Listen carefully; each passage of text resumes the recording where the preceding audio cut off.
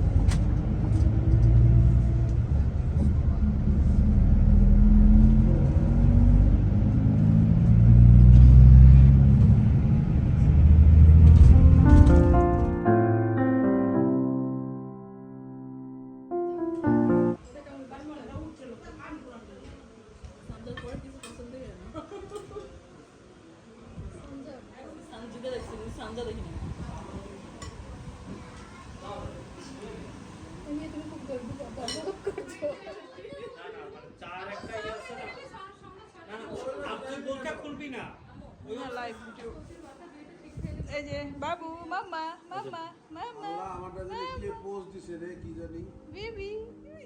Hello viewers, আসসালামু আলাইকুম। Welcome back to my channel Sharmi's blog. আশা করি ভালো আছেন সবাই। আমি আল্লাহর রহমতে বেশ ভালো আছি।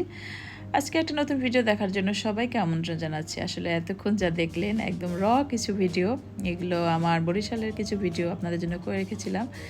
আস্তে আস্তে ভিডিওগুলো দিব এরকমই প্ল্যান ছিল। আসলে এডিটের জন্য অনেক কিছু করতে পারছি না, আরও কিছু ভিডিও আছে। তো প্রথম যে ভিডিওটা দেখলেন একদম শুরুতে আমার আম্মুর বাসায় দাওয়াত ছিল, তো ওইভাবে করে ডিটেইলে করতে পারিনি, কারণ একদিনের মধ্যে আসলে এত কিছু প্ল্যান করে আম্মু খুব কম সময় বরিশালে ছিল। তো তারপর থেকে আসলে আম্মুর বাসায় দুপুরে দাওয়াত খাওয়ার পরে সবাই বিকেলে চা খাওয়ার জন্য আমার বাসায় এসেছে। আর চা খাওয়ার পরে আমরা সব ভাই বোনেরা মিলে কিন্তু এভাবে ঘুরতে বেরিয়েছিলাম বরিশালে।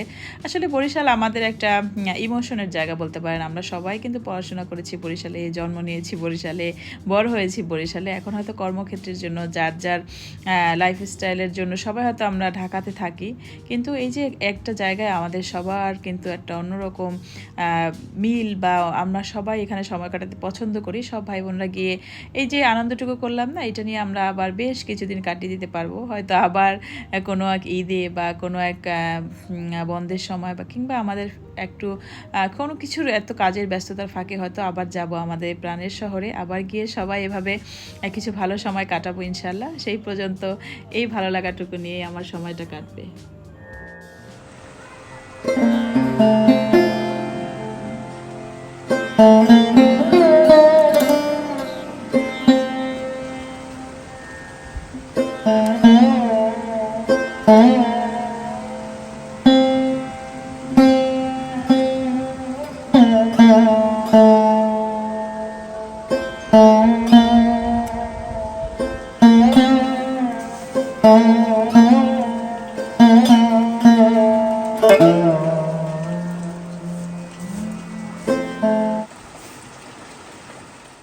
পরদিনের সকাল, একদম সকাল থেকে ভিডিওটা স্টার্ট করলাম। চলে আসার দিন চলে আসছে। একদম সকালবেলা উঠে দেখলাম ঝুম বৃষ্টি হচ্ছে। আসলে এত সুন্দর বৃষ্টি, কি বলবো, ঢাকায় বৃষ্টি হলেও হয়তো এত সুন্দর বৃষ্টি আসলে কখনোই উপভোগ করতে পারি না। বরিশালের প্রত্যেকটা মুহূর্ত মনে হয় উপভোগ করি, প্রত্যেকটা জিনিস এনজয় করি, প্রত্যেকটা ভালো লাগা মন্দ লাগা। আসলে এবার বরিশালে আমি একদম একা ছিলাম, আমার ভাই বোনরা সবাই চলে আসছে, আমার মাও ছিল না, আর আমার তেমন কাছের কেউই ছিল না। আমি একা বেশ কিছুদিন ছিলাম, তারপরও মনে হচ্ছিল যে না, ভালোই সময় কাটিয়েছি। আমার নানু ছিল বা আমার শ্বশুর শাশুড়ি ছেলেদের নিয়ে আসলে বরিশালে আমি আমার ফ্যামিলির মানুষদের ছাড়া কিছুটা সময় কাটিয়েছি। তারপরও যে একটা টান বললাম না আমি, ওই যে একটা যে এখানে আমাদের জন্ম, বেড়ে ওঠা, সব কিছু মিলিয়ে তো বাসাটাকে আজকে আবার একটু সুন্দরভাবে দেখছি। চলে যাব এটা চিন্তা করতেই মনটা খারাপ হয়ে যাচ্ছে। এই বাসাটায় আমার আসলে খুব বেশি ভালো সময় কেটেছে, বা কিছু ভালো স্মৃতি আছে। তো যাই হোক, একটু ঘর গুছিয়ে নিচ্ছি। আসলে যাবার আগে আমি সব কিছু সুন্দরভাবে গুছিয়ে রেখে যাই, আর যেগুলো একদম মানে কিছু আছে স্টোর করার, ওগুলো স্টোর করি। কিছু আছে ওয়ার্ড্রয়ারে রাখবো, কিছু চাদরটা হয়তো চেঞ্জ করে রাখবো, এই আর কি। আর বাইরে কিন্তু ঝুম বৃষ্টি হচ্ছে, তো এই বৃষ্টির মধ্যে কিন্তু আমি ভিডিওটা অন করলাম আর ঘরে কিছু টুকটাক কাজও করে নিচ্ছি। আসলে চলে আসার একটা অন্যরকম প্রস্তুতি থাকে, কিন্তু একটা যাওয়ার পরে এক ধরনের প্রস্তুতি, আর চলে আসায় কিন্তু অন্যরকম একটা প্রস্তুতি থাকে। তো সেই প্রস্তুতি চলছে আমার।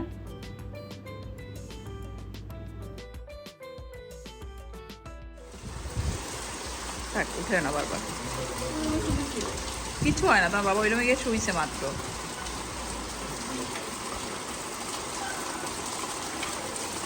আল্লাহ, কি সুন্দর বৃষ্টি।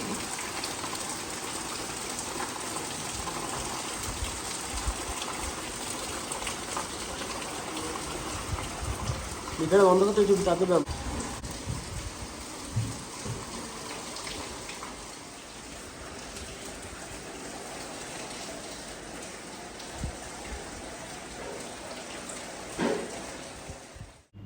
আসলে কি সুন্দর ঝুম বৃষ্টি, যেটা আমি আপনাদের সাথে শেয়ার না করে পারছি না। আমার তো মনে হচ্ছিল যে আমি মানে খুশিতে কি করবো বুঝতে পারছিলাম না, এতটাই আনন্দ লাগছিল যে সকালবেলা ঘুম থেকে উঠে এত সুন্দর বৃষ্টি।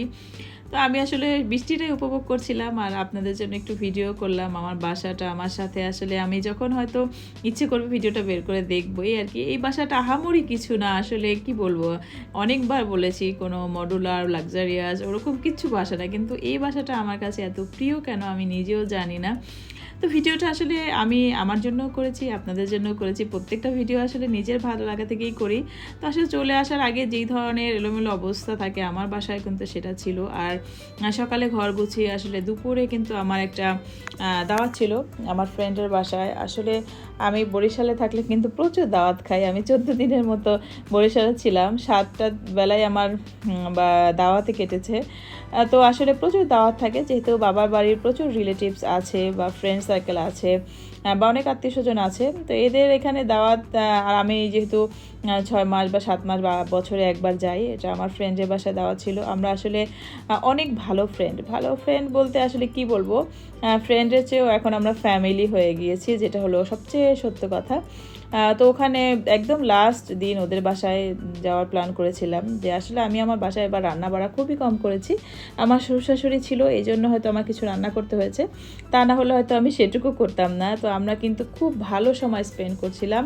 আর আমার আরও একটা ফ্রেন্ড ছিল, ও আসলে সিঙ্গাপুরে থাকে, অনেক বছর যাবত ওখানে ছিল, এখন ও বাংলাদেশে সেটেল হয়েছে, বরিশালে বাড়ি করছে। আসলে আমরা বরিশালের মানুষগুলো মনে হয় একটু বেশি মানে কি বলবো, নিজের শহরটাকে একটু বেশি ভালোবাসি। হয়তো সবাই, আমি আসলে সবারটা অত ভালো বলতে পারবো না, কিন্তু আমরা বরিশালের মানুষগুলো বরিশালে থাকি বা না থাকি, সেখানে একটা শিকড়, সেখানে নিজের একটা স্থান বা নিজের একটা অবস্থান তৈরি করার চেষ্টা করি আমরা সবাই।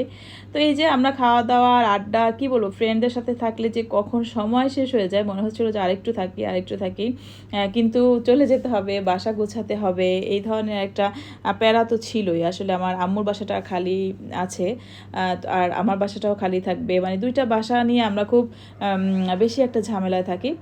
তো হয়তো বেশি দিন এই ধরনের ঝামেলা থাকতে হবে না, আমার ভাই খুব শীঘ্রই বরিশালে সেটেল হয়ে যাবে, তখন আর আমাদের এই ধরনের প্রবলেমগুলোতে পড়তে হবে না। তো যাই হোক, আসলে আমরা কিন্তু খুব বেশি এনজয় করছিলাম, মানে খাওয়া দাওয়ার পরে আবার বিকেলে নাস্তা পানি, সবাই খাটেই, মানে খাট থেকে নামছিলাম না যে এখানে বসে খাওয়া দাওয়া করবো, এখানে গল্প করব। আর আমাদের বাচ্চারা ওদের মতো মজা করছিল। আসলে অনেক বছরের সম্পর্ক, তো এখন আর ওই ধরনের ফর্মালিটিসগুলো কাজ করে না। হ্যাঁ, যে কে কী ভাববে, কে কী বলবে, যার যা মন চায় সে সেইভাবে করি। আমি দেখা যায় আমার হাজব্যান্ড নিয়ে ওদের ফ্যামিলিতে অনেক বেরিয়েছি, ওরা ওর হাজব্যান্ড নিয়ে আমাদের বাসায় চলে আসছে।